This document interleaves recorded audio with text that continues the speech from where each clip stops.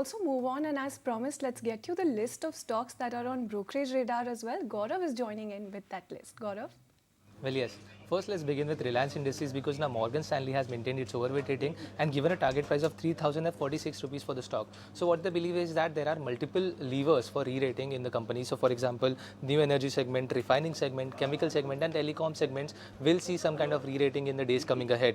At the same time, they also believe that in FY25, there will be positive catalysts like net debt reduction, and at the same time, we have also seen that capex plans have been slowing down for Reliance Industries, which will again play at the positive side for Reliance Industries, and that is why this bullish view is coming up from Morgan Stanley. Let's also talk about Paytm now because Bank of America has resumed its coverage with underperform rating at a target price of 400 rupees per share.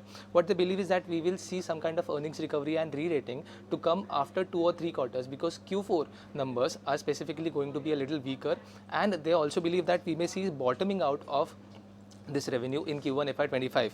At the same time, they are expecting Paytm to achieve EBITDA break-even in FY7 now and net income break-even point in FY28, and that is why this little bearish view coming up from Bank of America.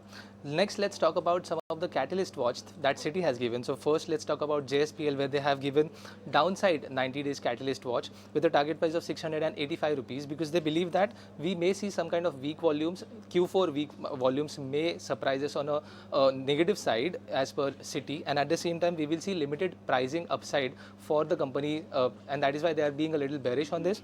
And lastly, let's talk about PI Industries, where they have given upside 90 days catalyst watch with a target price of 4,500 rupees because they believe that management guidance is likely to be remained intact for FY25 as well, and at the same time we may see 15% growth in terms of revenue from CSM from here on, and that is why a little bullish view coming up from Citi on PI Industries. So on back of these brokerage notes, we will keep an eye on these stocks and see how they perform.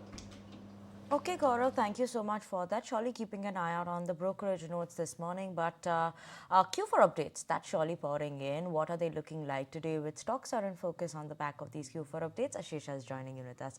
Ashesha, good morning. Well, yes, first let's talk about Sula, which reported operational updates for the quarter gone by, and revenues for fourth quarter have seen an uptick of about 10% on a year-on-year basis. Elite and premium brands led the way up for the revenue because this segment saw an uptick of about 15% on a year-on-year basis in the fourth quarter.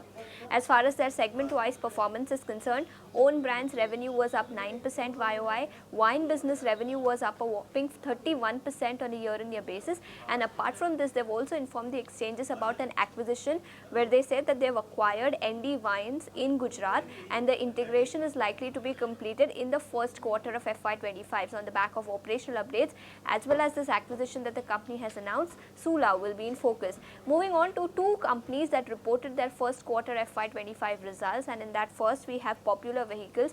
Remember, it is a recently listed entity which reported its numbers. Revenue from operations were up 16% in the fourth quarter on a year-on-year basis.